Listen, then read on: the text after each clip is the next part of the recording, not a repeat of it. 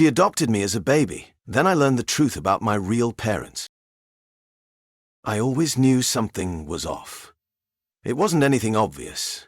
My mum was loving, supportive, always there. She packed my lunches with handwritten notes, sat through every school recital, and held my hand when I cried over scraped knees or broken hearts. But deep down I could feel the difference. Like there was an invisible thread missing between us.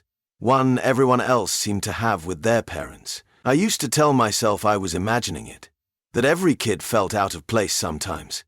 But that feeling never really left me, and I learned to tuck it away in a quiet part of my mind where questions go to die. It started when I was about 8. I noticed how people would glance twice at us. Me with my darker complexion and sharp features, her pale skin and soft, rounded face. I asked once why I didn't look like her. She smiled, a little too tightly, and said, "You take after your father." I didn't know it then, but that was the first lie. As I got older, I stopped asking questions. I learned to ignore the feeling. After all, she was my mum, the woman who stayed up late to help me study, who worked double shifts to buy me a guitar, who taught me to believe in myself. If love was measured in effort, she gave me everything. So I let the questions go. Then came the day everything changed. It was a week before my 18th birthday. I came home early from school because my last class was cancelled. The house was quiet. I walked into the kitchen to grab a snack and heard something unusual. Voices. My mum's voice, low and urgent, coming from the living room. I paused outside the door. "I can't keep hiding it forever," she was saying. "He's going to find out soon." My heart dropped. Another voice responded, my aunt's. "Then tell him, before someone else does." "I'm scared," my mum said. "He's everything to me. What if he hates me after this?" I backed away quietly, hands shaking.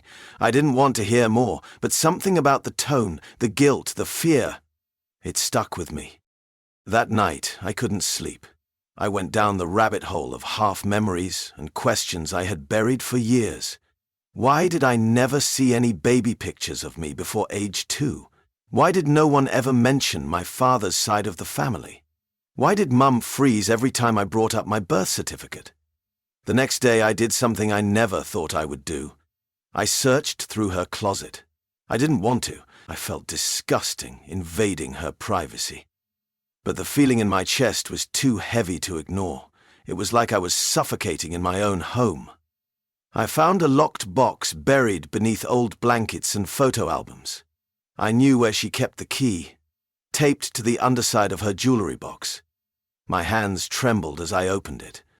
Inside were several documents, hospital forms, a notarized letter, an old folded photograph of a couple I didn't recognize. Young, scared-looking, holding a baby. My fingers clutched a piece of paper that made my breath catch in my throat. Adoption certificate. Child, Michael Reeves. Adoptive parent, Laura Reeves. Date, August 4, 2007. My birthday. I sat on the floor, heart pounding as the truth unraveled like a thread pulled loose from everything I thought I knew. She adopted me. I had spent 18 years living a life built on a secret. I wanted to scream, to cry, but mostly I felt numb. Why hadn't she told me? Why had she let me believe we shared the same blood? I waited until she got home. She was smiling, holding takeout in one hand like nothing had changed. "I got your favorite," she said. "Chicken tikka. Want to?" "I know," I said.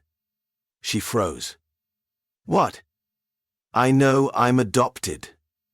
The smile vanished from her face. Her body stiffened like I'd struck her.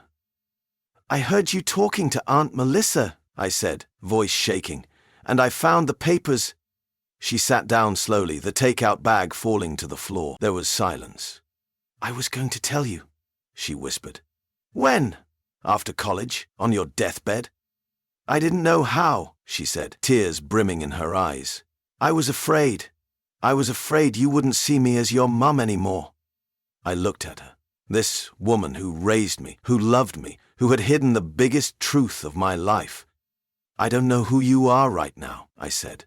I don't even know who I am." She reached for me, but I stepped back. "I need time," I muttered. Then I walked out. That night I slept in my car. I stared up at the ceiling, replaying every moment of my life, wondering how many of them were built on a lie. But I wasn't done. Because if she wasn't my real mother, then who was? And why did they give me up? I didn't go home for 3 days. I crashed on a friend's couch, pretending everything was fine while my entire identity was cracking beneath the surface. I kept staring at the adoption certificate I'd taken with me, like it would suddenly start speaking and explain everything. But it just sat there, silent, undeniable, final. For the first time in my life, I didn't know where I belonged. The woman who had been my entire world had kept the most important truth from me, and the 2 people in the old photo, the ones holding the baby with eyes like mine, were they watching me grow up from a distance? Did they think about me? Or had they erased me completely? On the 4th morning, I drove back. I didn't call ahead, I just needed to see her. Laura? My mom? My adoptive mom?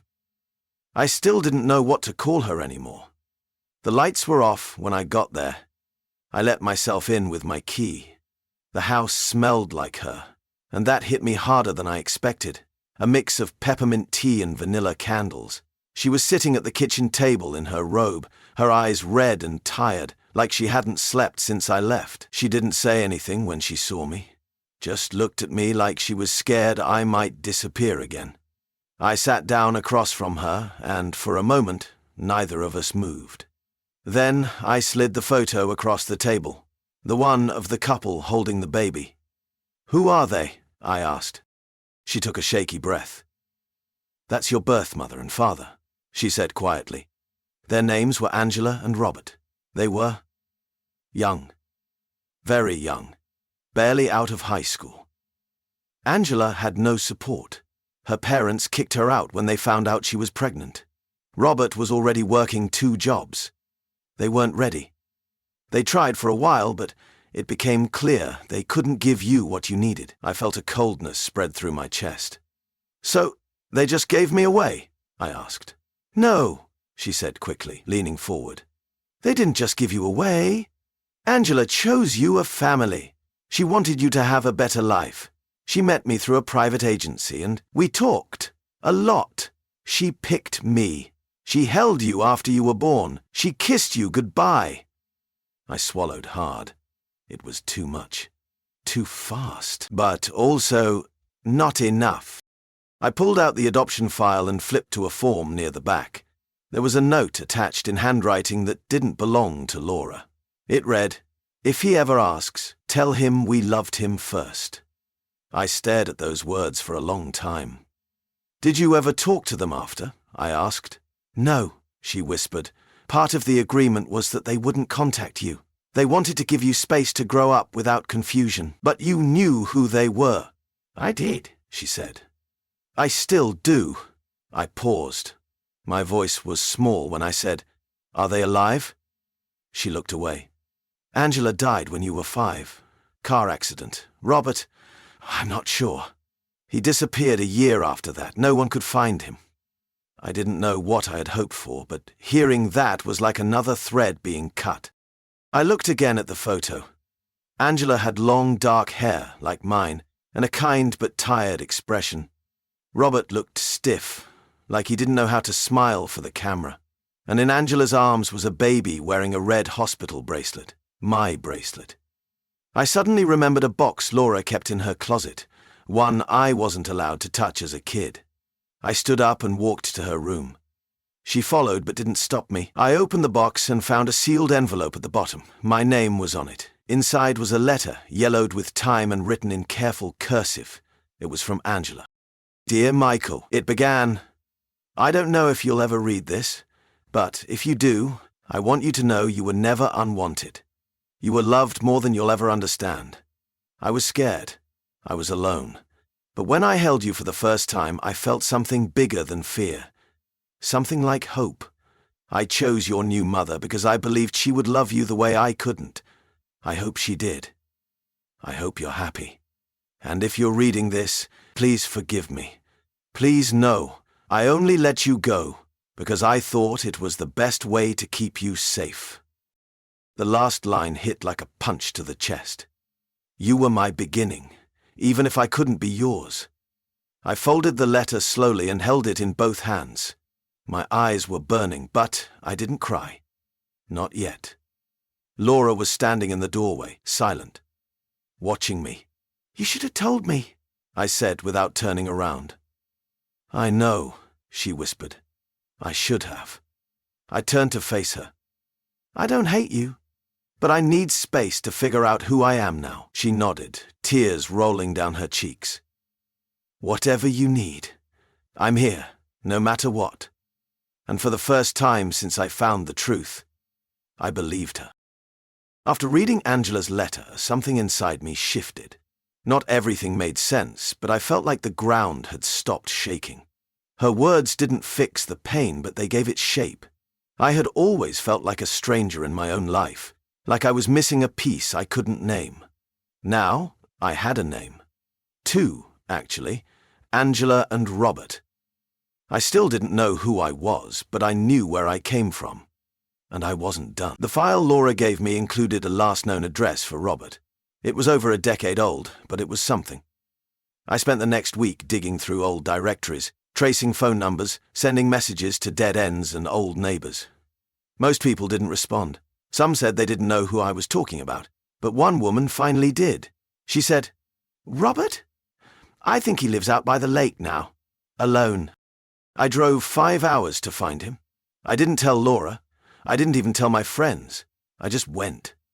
The address led me to a small, weathered cabin hidden behind a wall of trees. The lawn was overgrown and the paint on the porch was peeling. There was a wind chime that sang softly as I approached. My heart was pounding so hard I felt it in my throat. I knocked once. Nothing. Then again. After a long pause, the door creaked open. He stood there, older, grayer and thinner than I expected, but his eyes were exactly like mine. He stared at me like he had seen a ghost. "Michael," he said. His voice cracked like it hadn't been used in weeks, maybe months. I nodded. I think you're my father." He didn't speak for a long time, just stood there blinking at me like he couldn't believe I was real. Then he stepped aside. "Come in." The inside of the cabin was quiet, but clean. A few framed photos sat on the mantel. None of me, of course. But one of Angela caught my eye. I walked toward it without asking. She looked so young, so alive. "You look just like her," he said. His voice was steadier now, but his hands were shaking. "I didn't think I'd ever see you. I didn't think I deserved to." I turned to face him. "Why did you disappear?" He sat down slowly in a worn leather chair. "When Angela died, I lost everything. I tried to stay strong for a while. Tried to keep working, but every day felt heavier, and I knew I couldn't raise you. I had no right to take you from the life she gave you." "But you're my father," I said. "She chose to let me go, but you could have found me." He nodded, eyes heavy with regret. "I know. I was ashamed and afraid, and by the time I thought I might be able to reach out, it felt like too much time had passed. I convinced myself you were better off not knowing I existed." I sat down across from him. I used to wonder what my real parents were like. I thought maybe they were artists, or travelers, or just people who made a mistake. But I never expected this. "We were kids," he said quietly. "We had no money, no plan. We were just scared. But we loved you. You were never a mistake." That word "loved" landed differently now. It didn't erase the years we lost, but it softened something hard inside me. "I have so many questions," I said. "Then ask," he replied. "I'll tell you everything I remember." And so we talked. For hours. He told me about Angela's laugh, about how she used to sing to me before bed, about how they'd sneak into the hospital nursery just to watch me sleep.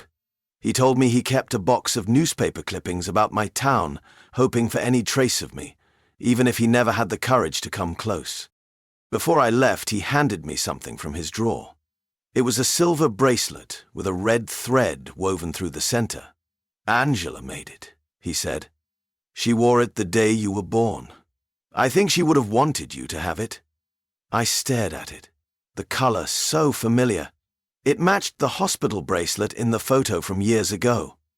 I took it in my hand and felt the weight of everything I had learned. My story wasn't simple, it wasn't clean, but it was mine, and for the first time in my life, I didn't feel like I was living someone else's script. I hugged him before I left. He cried. So did I. And on the drive home, I didn't feel angry anymore. When I walked back into Laura's house, she was waiting. She stood up, uncertain, watching my face for a sign. "Did you find him?" she asked. I nodded. "Yeah, I did." She stepped forward slowly. "And?" I didn't have the perfect words, so I just told her the truth. "You're my mum," I said, "but now I know where I came from too, and that matters." She broke down crying, pulling me into a hug. I let her. Because love isn't made of blood. It's made of everything we do when no one's watching. And no matter how broken it starts, family is still family, even if you have to go searching for it.